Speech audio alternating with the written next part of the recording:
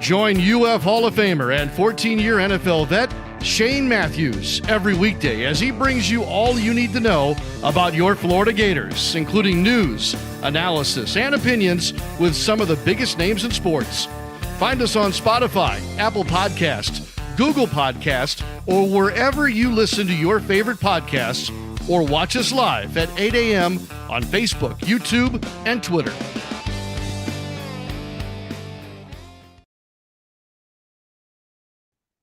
Good morning. It's a Tuesday edition. It's a live edition of PodUp with Matthews in the morning from the International Diamond Center Studios. We got a good show lined up. We'll have Buddy Martin, as we do every Tuesday morning. We'll have Mike Ridaught from the Main Street Daily News and the PrepZone.com. Talk a little high school sports, what's going on. Baseball and softball is winding down. I think softball's in the state title. Anyway, he'll let us know. And high school spring football's kicked off as well. Missed it last night. The 2-1 seeds go down in the NBA Finals.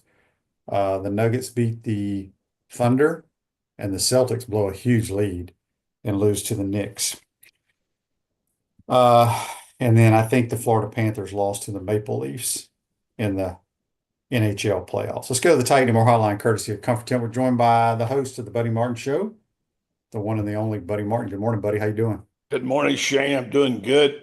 I have 2 words for you this morning to make you very happy. Santa Ono. Yes, the new president, or is it official, or I don't really understand. Oh, as I understand it, I guess it is presumably going to be that way. He's the only nominee that they have at this point in time. So it's de facto, unless they decide he's got some skeletons in his closet somewhere. So it sounds like it's about a 95% done deal. I don't know that. I'm just thinking that. Yeah. I'm excited about it because it sounds like this gentleman really likes college athletics, as I do. And I think that's important in today's world. What do you think, buddy? I think there has to be some moderation of it because you don't want to be just having football factories, and you don't want to have academic standards. This guy has obviously very high academic standards. He's been, by all accounts, I don't know the man, but his record speaks that it's been very, very good. At Michigan, there are some questions. You always get into politics, like he was on the wrong side of some Hamas demonstration. That's every campus. And you also know there was a lot of dirt there that happened. Apparently, as we're finding out now, the NCAA investigates the whole situation, what they had. And some people are saying, well, wait till the next shoe falls. I don't think it's going to be anything that will scathe him. It's just an opinion. That's all I have. It sounds like they got their man. He's extremely respected by a lot of people, academically, athletically. He loves football. And I know, Shane, you want to get those standards, not lower standards. I said it wrong last night on my show. You want to have more fair for particularly for people in Florida who want to go to a state school and seem to get penalized by it. So it sounds like it's a good deal. Yeah, I'm big on the admissions and regarding legacy kids that grew up coming here that have tremendous academic. They meet all the criteria. I tell this story all the time. My son graduated in the Cambridge program at Gainesville High School, which is I think it's above IB. Yeah. The top 2 graduates out of the Cambridge program, this was in 2019, had a full ride to Harvard and Yale, but got denied by the University of Florida. Okay.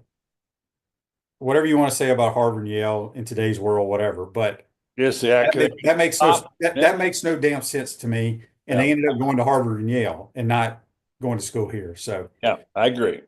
And then the kids that came to every, Gator sporting event with their parents for many, many years, and then they want to come to the University of Florida and they get denied.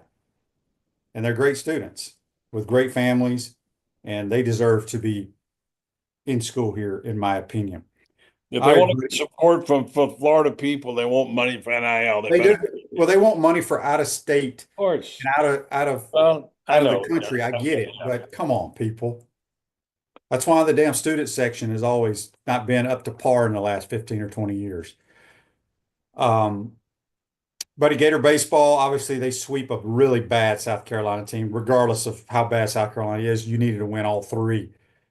Looks like they're going to make postseason play. I mean, hell, there's an outside shot. They may host a regional. Yeah, I think they are going to host a regional, probably. It looks like it's one of the things are trending. Like I saw a stat today it really impressed me. Their team batting average is way up.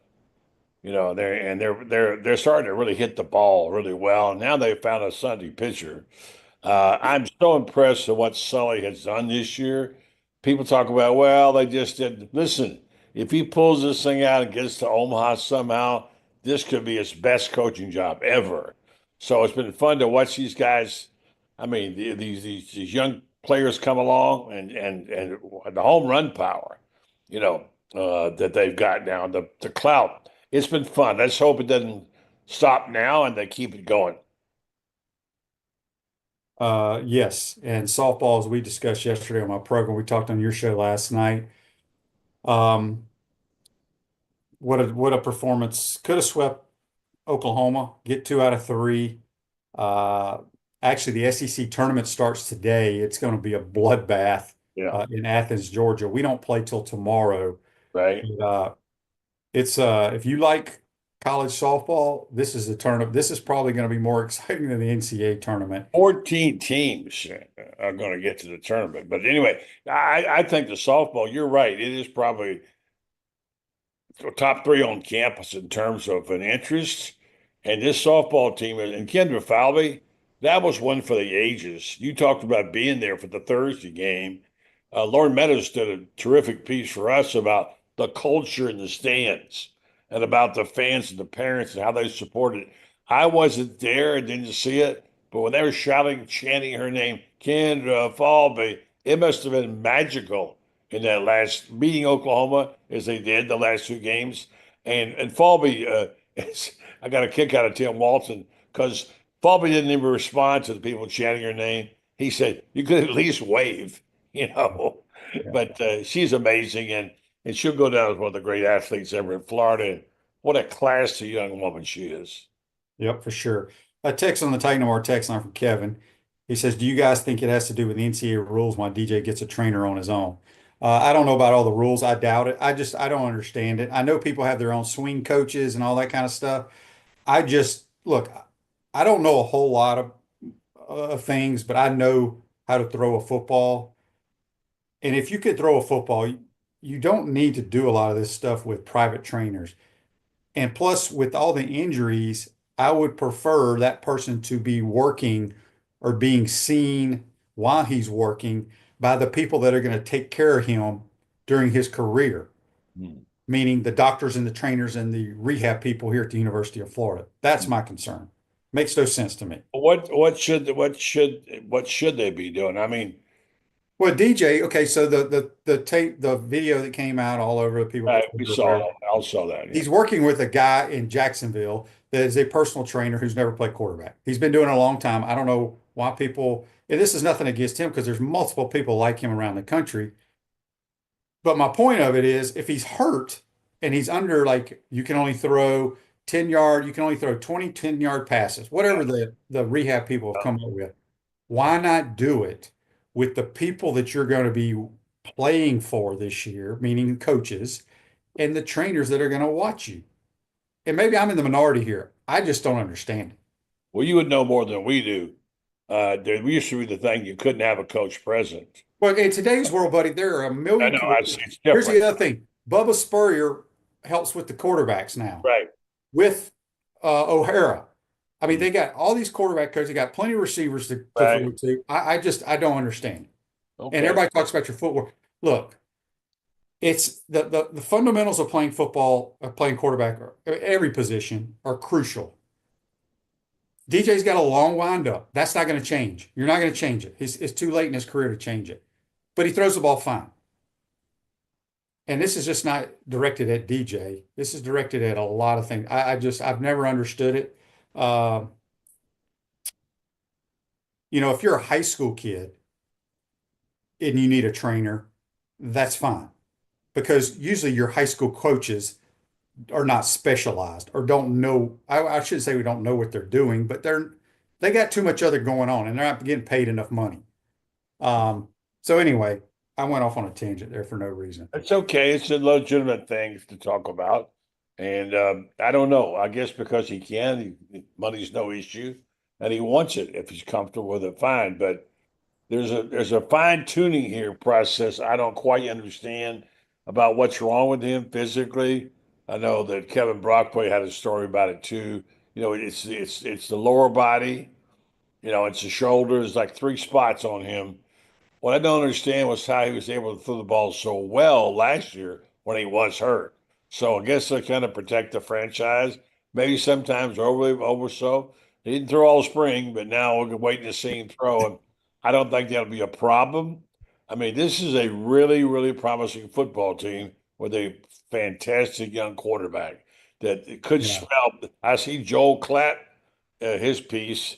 He ranks Florida 13th. They're starting to get some run from people outside the program, outside the SEC. They all know about Lagway, etc. They're beginning to know about these unbelievable young wide receivers. They got a really good offensive line and an emerging defense. Now, how that will spell out, I don't know. But the key guy is the QB, and I'm looking forward to seeing him play. It's going to be a great football season, a lot of fun, and what a schedule, huh?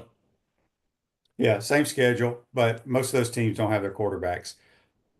John says here, because Tony said, unless we do something crazy like win out, no chance baseball hosts a regional unless we just buy one with a massive bid.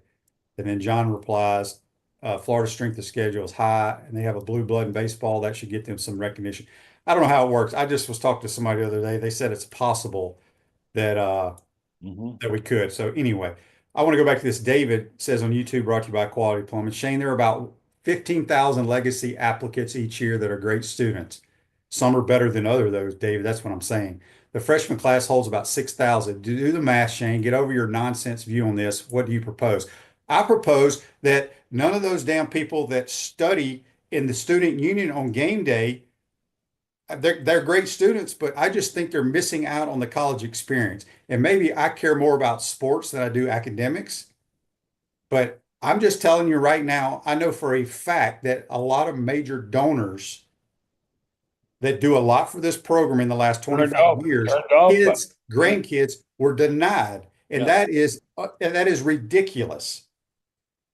I know a lot of people that put I'm not even gonna go there. So David, answer your question. I don't know what I propose. I just think it's wrong.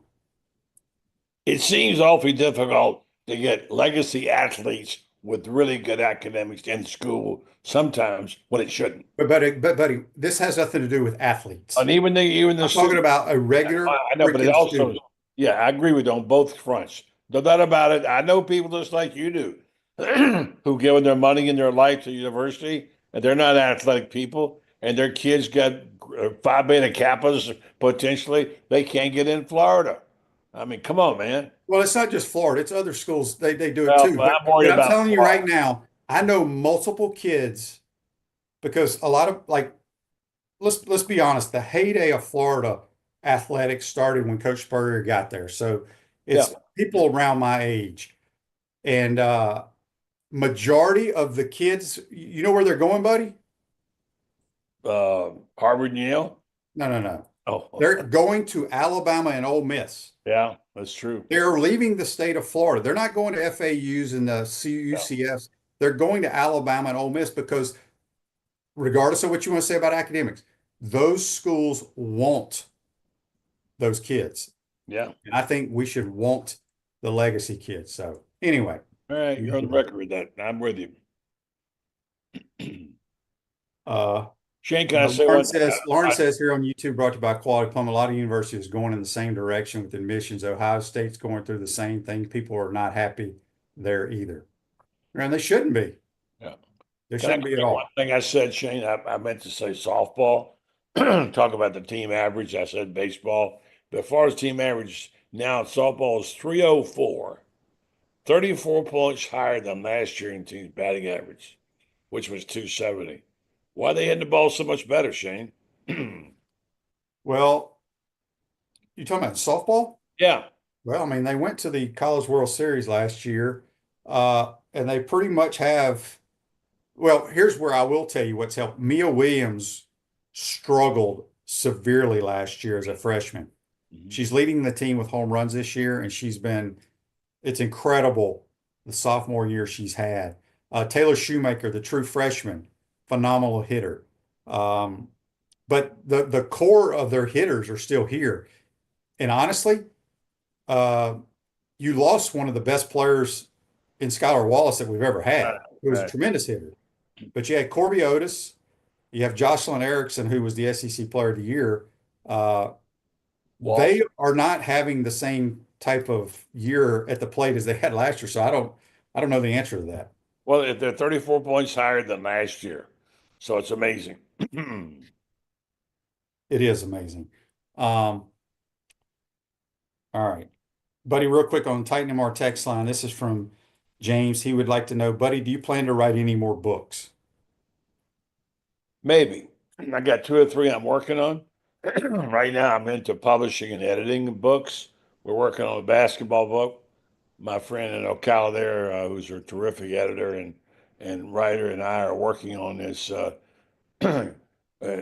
Carlton reached this book with France on his basketball season, which is a blow-by-blow in depth. But perhaps a book takes a lot of your energy and time, and you got to commit a couple of years to it. So I'll say there are two or three books I'd like to write, and one of them is not sports. So yes, I do plan on it. I hope I have the energy and the time and the length of life to finish them. Yeah, Thanks for asking. yes, indeed. All right, Brandon says here on Facebook Live, brought to you by Mel. Shane, we had this same conversation when the Conjuring Ballpark just opened and attendance was down, and Ole Miss and Tennessee was standing room only. No physics major from Asia doesn't care about sitting in 100-degree heat and drinking warm beer. They leave after their degree and don't give it back while the administration turns down kids whose parents, grandparents supported the program and grew up being Gators. There needs to be a change. Wow, you got something going there. Shane, by the way, I ain't the only one that thinks like this. I know there's a lot of us. Hey, Shane, how about you writing a book one day? No, thank you. Why not? I don't know. You were the one who started this stuff. Yeah. You need to think about that. It's not going to have to be me. I'd certainly be willing to help you, but you should do a book. You started this whole thing in 1990. We all know your story. It's one of the great comeback stories of all time. You know, and you didn't get drafted. You played in the league for how many years? 12, 13 years.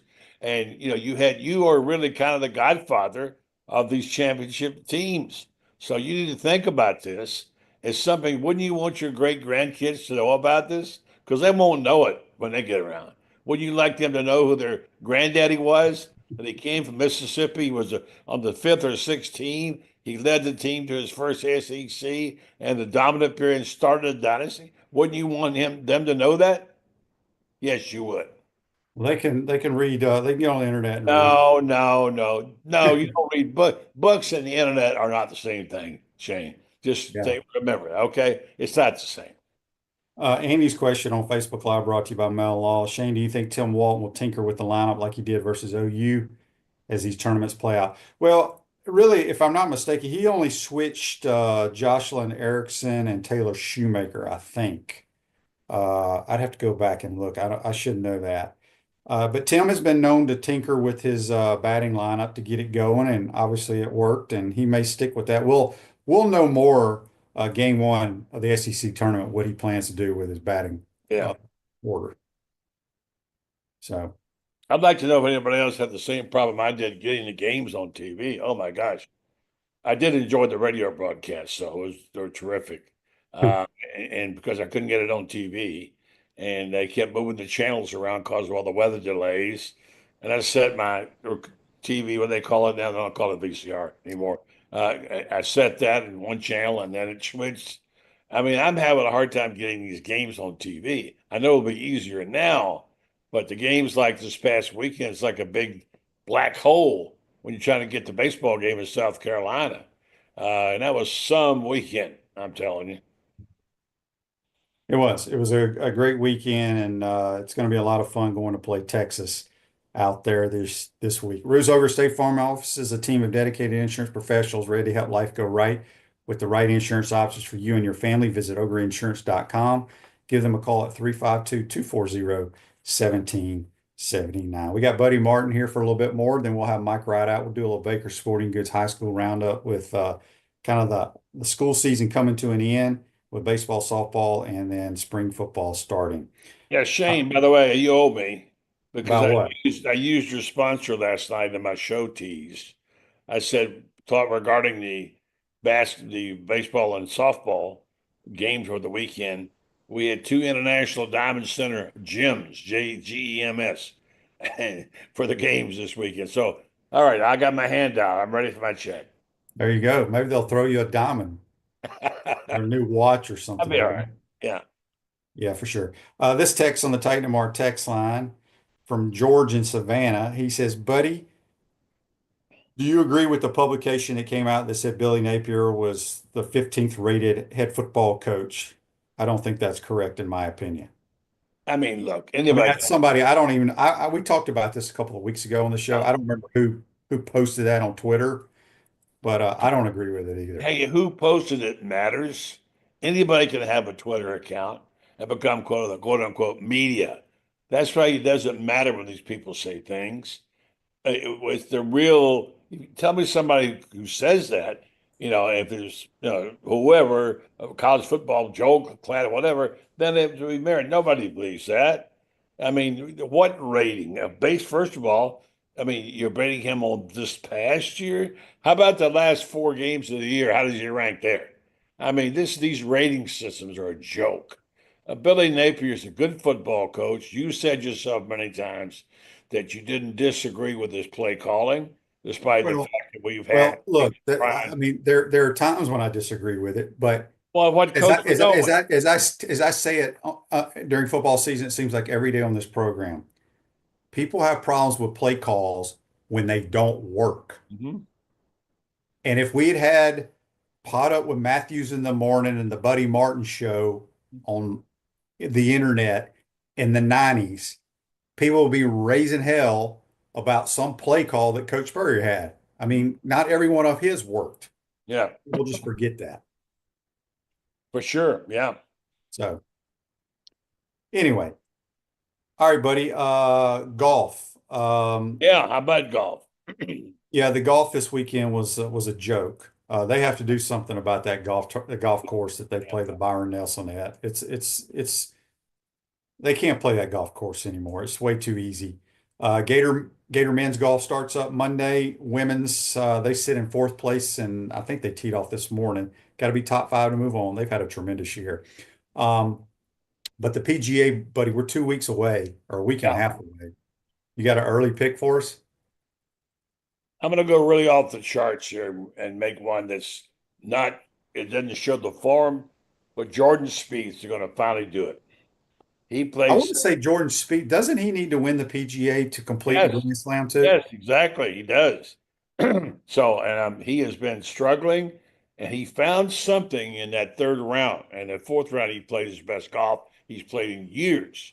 He's around the greens. He's a magician. But he's got his A game going. He can get it up and down from anywhere. And so I'm gonna sure take a gamble here and say my long shot is Jordan Spieth. I know everybody's gonna pick Scotty Scheffler. I understand all that, but I'm gonna go with Spieth. How about you? Oh man. Jordan Thomas. JC They- Tom. yeah, JT has been playing really good golf. I mean, look, Yes. I think between Scheffler, Solid. JT, DeChambeau from the other tour, Yeah. Do you like Xander. DeChambeau? Do you like DeChambeau?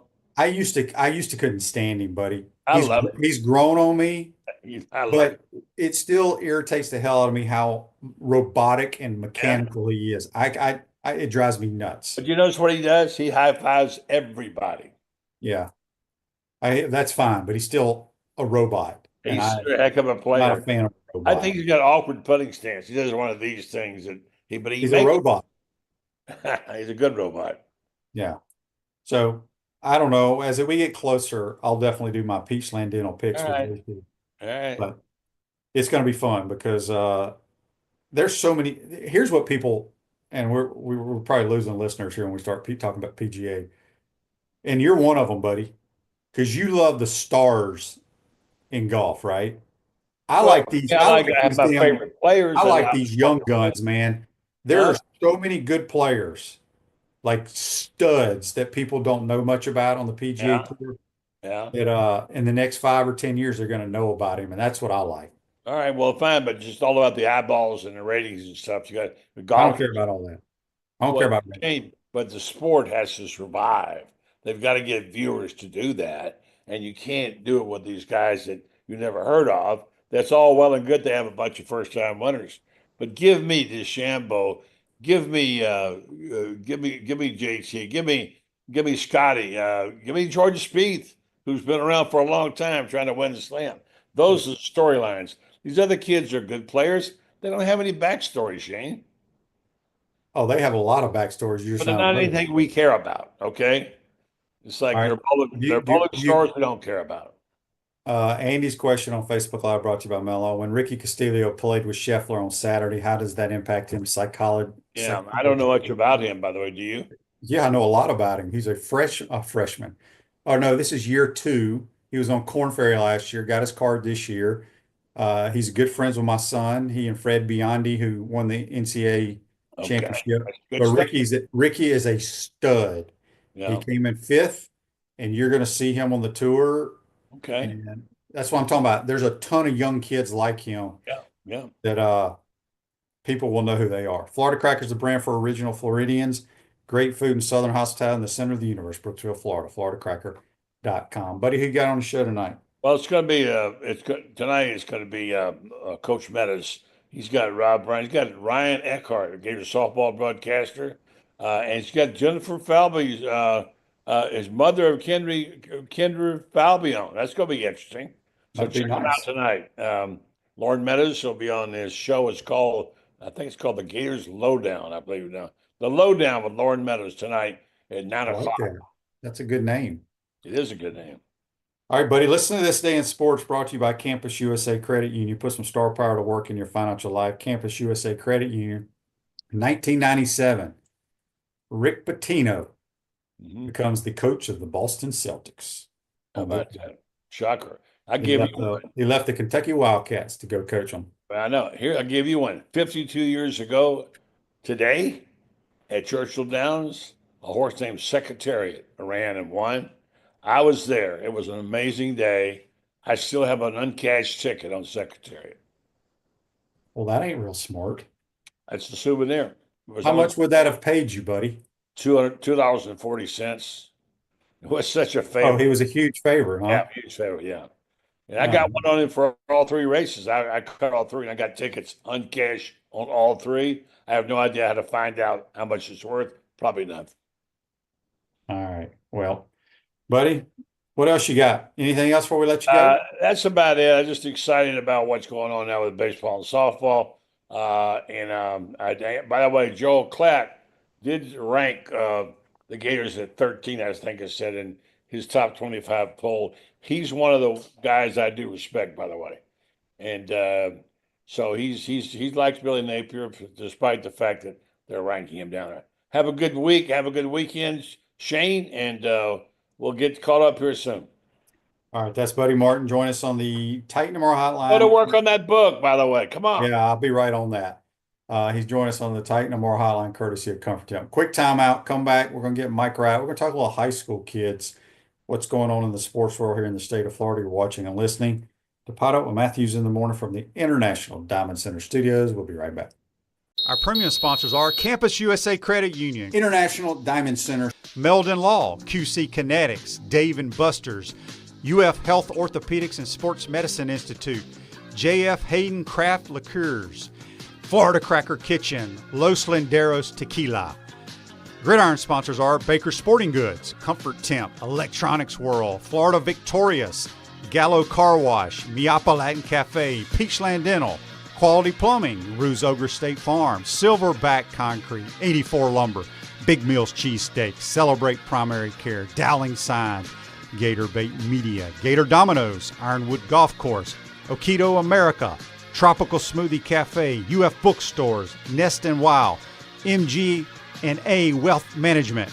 Watch and listen to us live on Facebook and YouTube. Listen to the podcast whenever on Apple or Google Podcasts, Spotify, or wherever you listen to your favorite podcast. Remember to like, follow, and subscribe so you don't miss an episode. To become a sponsor, call my man Freddie at 352-284-3733. I'm tired of you living in pain, and I want you to get real lasting relief from chronic pain in your knees, back, shoulders, and hips. QC Kinetics can get you moving again with cutting-edge regenerative treatments with no drugs, no downtime, and no surgery. Stop putting it off. Call now and schedule your free consultation. Call QC Kinetics now in Gainesville, Ocala, and the Villages. 352-400-4550. 352-400-4550.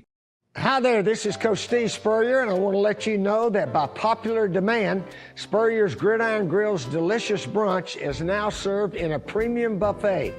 You have spoken, we have listened, and we're now serving Gainesville's only elevated buffet, complete with an omelet station, ginger sage chicken sausage, shredded short rib, and of course our chicken and waffles. Plus, you can enjoy bottomless, mimosas, and Bloody Marys. So join us every Saturday and Sunday from 11 to 3 for the best brunch in town.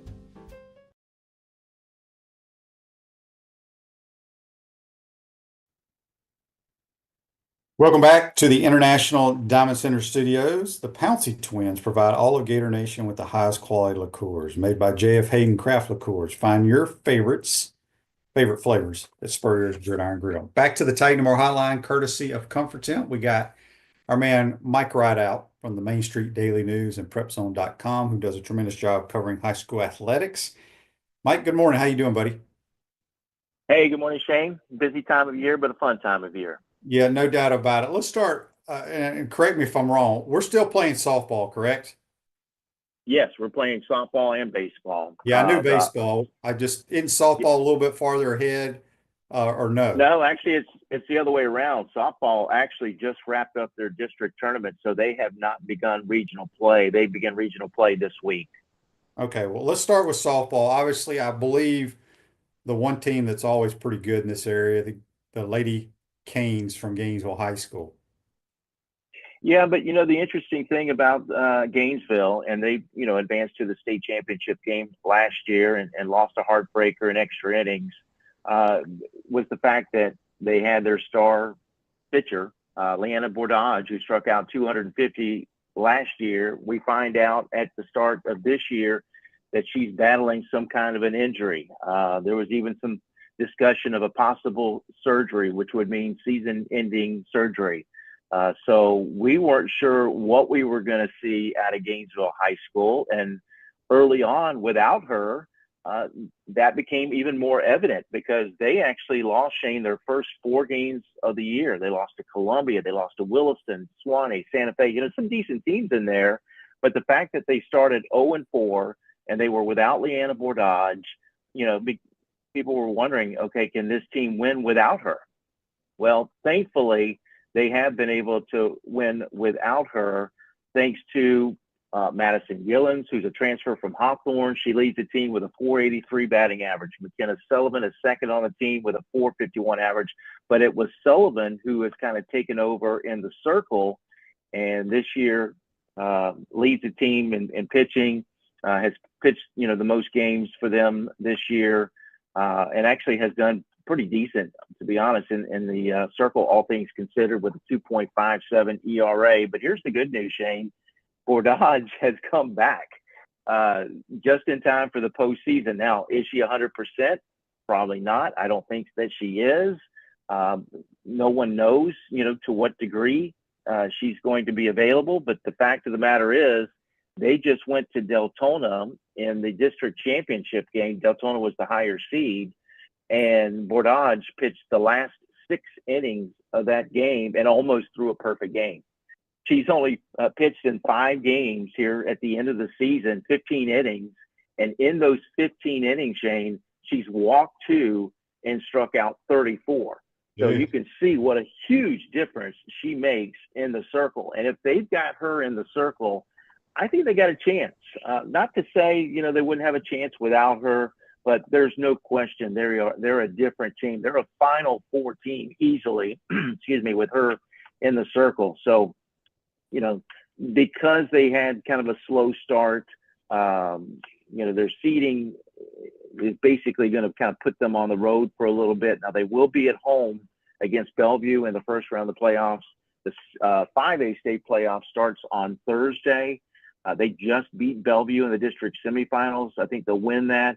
If they win that, they would have to likely go to Deltona, which is the 2 seed in that region, 5A Region 2. Deltona, they just beat 2-0 in the game I just mentioned that Bordeaux pitched 6 innings in.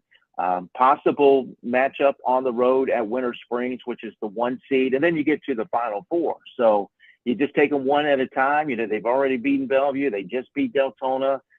Take them one at a time, and if you get to Winter Springs, see what happens. Take your chances there. But yeah, that's the biggest story, because I think she might even be the best player overall, Shane, in Gainesville, because not only is she an excellent pitcher, but she's also a really good hitter. This year, Bordeaux, let's see what she's batting now. She's up to 360 right now with 28 plate appearances. So they need her not only for her pitching, but she also gets it done in the box too for them. What other teams in the North Central Florida area can make some noise in softball? As far as teams in our coverage area, in the Main Street Daily News coverage area, I'm kind of hoping we get to see maybe a rematch between Trenton and Brantford. Now, we would not see that game until the Final Four, and we don't know where they'll end up seeding, meaning we don't know if they would play in the state semifinals or if they would play in the state championship. But Brantford wants Trenton. Brantford lost to Trenton last year in the state championship game, 6-5 in 8 innings. Brantford was just an out away from winning that thing, and Trenton came storming back and won the game. So both those teams are highly seeded. Trenton is the 1 seed in rural region 4. That was 1A last year, so it's a little bit different now, Shane, because you got the rural classifications this year, but essentially kind of the same. Williston is the 2 seed. Trenton's already beaten Williston in the district championship. I think they beat them 6-2.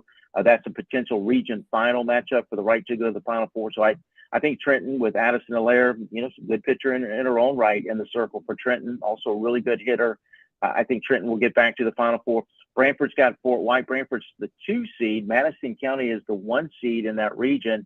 But I think, Brantford returned just about everybody from last year. So I like Brantford and Trenton to both get back to this, Final Four, which would be rural classification. By the way, it's moved to Boomba Soldiers Creek Park, which is in Longwood for this year's softball Final Four. So as far as the smallest classification and teams in our area, other teams, how about Newberry? Let's give Newberry a shout out, because the Newberry softball team, Michelle Roundtree, is in her first season as the head coach for the Panthers. Now, she took over midway through last year. They had some off the field incidents, and she ended up stepping in. And Jane, this year they just won their first district title in 26 years, first time since 1999. They're going to play Cornerstone Charter Academy, which actually is seated 1 spot ahead of them. Newberry is 5th in Region 2, 2A Region 2, but because Newberry won the district title, they will be at home. So I don't expect Newberry to go that far, but I think the team that will make a little bit of a run is Santa Fe. Santa Fe's having a really good year this year under Gene Finley, the head coach. They've only lost 3 games all season long. So I like Santa Fe. They are the number 2 seed in 3A Region 2. I think they've got a chance to, win maybe the first couple rounds. Crystal River might be a little bit of a tough matchup in the next round. And then Eustis, which has been really over the last 5 years, state championship, Final Four appearances. Actually, Santa Fe's lost 3 games this year. That could be a tough matchup, but that would be in the region final. Santa Fe would host the first 2 games, and then they would have to go to Eustis in the region final. But like I said, we're just underway with softball. Very strange this year to already be playing region finals in baseball and just now playing the softball. But I think the reason they did it that way, Shane, is because of this new best of three. Are you aware of the new best of three format for high school Yeah, baseball which I think playoffs? is, well, that's how it was when I grew up in Mississippi, because when you only play one game and they space it out so much, you can just throw your ace every game. Yeah. Real quick before we get to baseball, whenever Meyer wanted to introduce his high quality tequila to the Gator Nation, he made sure to get it to the HBC and his team at Spurrier's Gridiron Grill and Dorn's Liquors. Go beyond with smooth Los Landeros tequila. We got Mike Ridaught here discussing high school sports from the Main Street Daily News. All right, so baseball. Let everybody know what we were talking about there. Now it's the best 2 out of 3, which I like. Some people may not like it, but I think that's the way it should be in baseball. I think it was during the 2008 and 2009 seasons that the FHSA did have a best out of three, but it was for the region final only. So for the higher classifications, you don't get this at the smallest classification, the rural classification, but 1A all the way up through 7A. This is how it's done. You have 3 rounds of the playoffs: regional quarterfinals, regional semifinals, regional finals, for the right to get to the Final Four. The Final Four stays the same. It's single elimination. But these regionals they're playing a best of 3 format this year, every round for the playoffs, making it very difficult. I mean, you could conceivably only play 15 games in the regular season, and then all of a sudden play as many as 11, to win a state championship, which is just crazy to think about. And I think that's the reason that they moved baseball up and why softball is starting a little bit later. But I kind of did a quick math on this, Shane. I don't know how the coaches feel about the best out of 3, and I'm sure that the feedback that we'll get is if it benefited the coach, then they're going to be for it. If it did not, then they're not going to be for it. Yep. I think I counted up 176 matchups so far. Not games, but actual, matchups. 63 of them have gone to a third game. That's 36% of every playoff game that has gone 3 games. It could hurt you, but it also can help you. And a case in point is Tampa Jesuit, which is ranked nationally. They're top 30 in the country in Class 4A. They won against Bonita Springs in the opening round, the regional quarterfinals. They won 10-0. Easy win, expected. Then they got beat 4-3 in game 2 and faced a must-win situation just to get to the next round. Now, sometimes it can spark a fire, and that appears to be what's happened with Jesuit, because since they lost that game 4-3, Shane, they have shut out their opponents in the last 4 straight games. They've won 9-0, 9-0, 4-0, and 8-0. They beat Barron Collier in the region finals 8-0 yesterday. So their one went away now from going to the Final Four. But there's been situations where, it has hurt teams. We've seen number 1 seeds go down so far. So I'm not sure if I'm a proponent of it yet or not. It makes for a lot of games. And the challenge for me, as someone that wants to get out and try to cover other sports, for example, tomorrow, Buchholz is at home against Pace. Huge baseball game. We're going to have coverage. Marty Palmer's going to broadcast it. He'll write the recap, but I'm going to be going to softball. We've had situations where we've got a conflict. Do we pick baseball or do we pick softball? And we wouldn't have normally had to make that choice if we didn't have these best of 3 situations. But because there's so many of these games, like last night, I was at Trenton. We covered their game against Fort Meade. Trenton won that game 3-2. So they've got a chance today, Shane, tonight at 6 o'clock. In fact, we'll broadcast the game at MainStreetDailyNews.com. Trenton will host Fort Meade. Trenton, with a win, would advance to their 2nd straight Final Four. But if they lose the game, and here's what makes it even more interesting, and I don't know that I get this either, Shane. If you're the higher seed, you host the first 2 games. If it goes to an if necessary 3rd game, you got to go to the other team's park, which makes absolutely no sense, because you work so hard to get a high seed, and then all of a sudden, I just mentioned, the percentage of games that have gone to a game 3, then you got to go on the road and win, which it doesn't seem fair since you've been able to earn a high seed. Yeah, it is. It is a little bizarre there. All right, so let's talk about obviously let's start with Buchholz. They've had a remarkable year. I don't know if it's the most talented team that Buchholz has ever had, because they always had 2 or 3, 4 guys that are going to go Mhm. play at the next level, but they're finding Yeah. ways to win games this year. They are. The interesting thing too is we've overheard parents for the opposing team talk about, wow, that Buell's wasn't really that impressive to me. 2 different teams' parents have said that, but they keep winning. For example, they played First Coast out of Jacksonville. That's a clear mismatch when you're talking about a team that's nationally ranked playing against a team that was in the 200s or 300s, whatever they were ranked, but still got into the postseason because they won their district tournament. And First Coast kind of gave them a little bit of a game. Buell's won the first one 5-1. Now they did win the second game pretty easily, 9-2, but they played a tougher matchup against Tate High School. Both were identical, 3-2 scores, but Buell's did win both of those games to set up a showdown against Pace. And I tell you, it's going to be tough, Shane, because Pace, according to Max Preps anyway, is ranked 28th nationally. Now Buell's is also ranked nationally. Buell's is ranked 13th in the country. And the good news is, like I said, you get the first 2 games at home. But if Pace is able to steal a game, that means Buell's would have to go to Pace this Saturday in order to get back to the Final Four. Special year last year. I think that team might have been a little bit better, but you're right. This team just finds a way to win. And they set a school record. I think they won 21, 22 straight games before they lost to Tallahassee Lincoln on April the 5th. But that's it. That's their only loss all year long. They're 30-1 this year. So it really comes down to, can they beat Pace to get back to the Final Four? You look at the stats for Buell's this year. Blake Brewer's batting close to 400. J.J. Gardner, JU signee, is batting 385. Shadera Smith batting 347. So it's a decent team. Don't get me wrong, but are they as good as last year? I'm not sure. Now they have had an injury with Gardner, but he's back. I don't know if he's 100%, but he did get back on the bump. So we'll see. But as a team overall, they're batting 316, and from a pitching standpoint, Aiden Caston Smith, he's their guy. So if you're in a 1-game scenario, I like their chances. He's 11-0 with a 1.53 ERA. But if they get beat, do they have that depth, where they can win that 3rd game?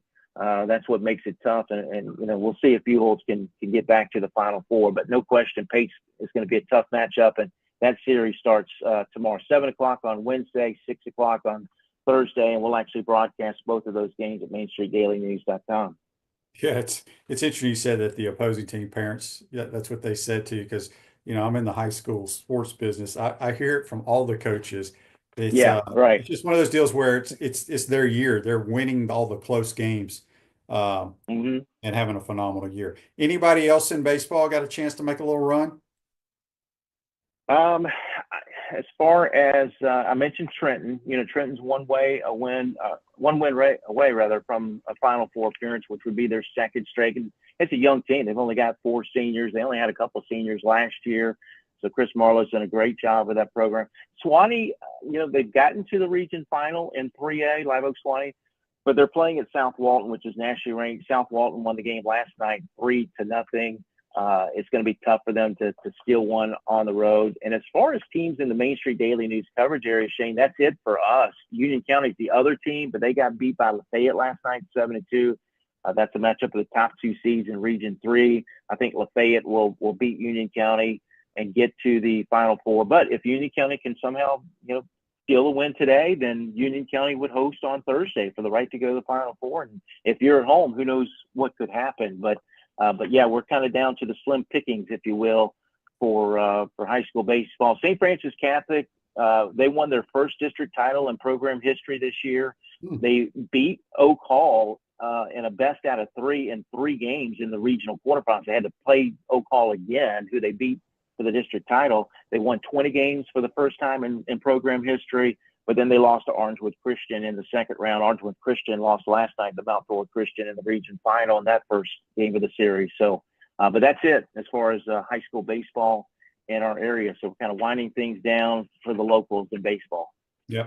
And we'll get you on in a couple of weeks, Mike, because by the time you're done with all that, we'll have spring jamborees going on in football.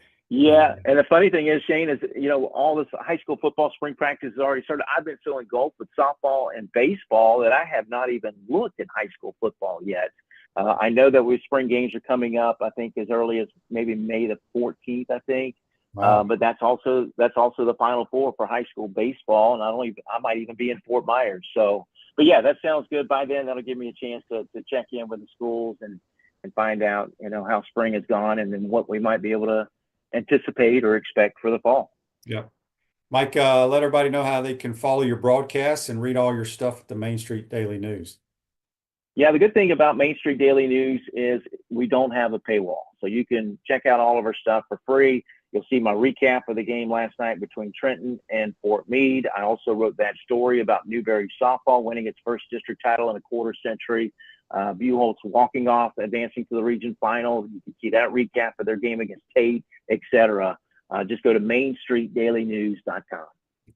Mike, good stuff as always. We appreciate your time, my friend. All right, thanks for having me, Shane. Have a great day. Yep, that's Mike Ridaught, who does a tremendous job covering these high school athletes here in North Central Florida. Florida Victorious, proud NIL partner of the Florida Gators, joined today to help make Florida victorious. I want to thank Buddy and Mike for joining the program. We'll have JC here tomorrow. We'll do some Peachland Dental picks. We got a couple other potential guests. We got to wait and see what they say. So hope everybody has a great Tuesday out there. We'll see you tomorrow, folks. Take care.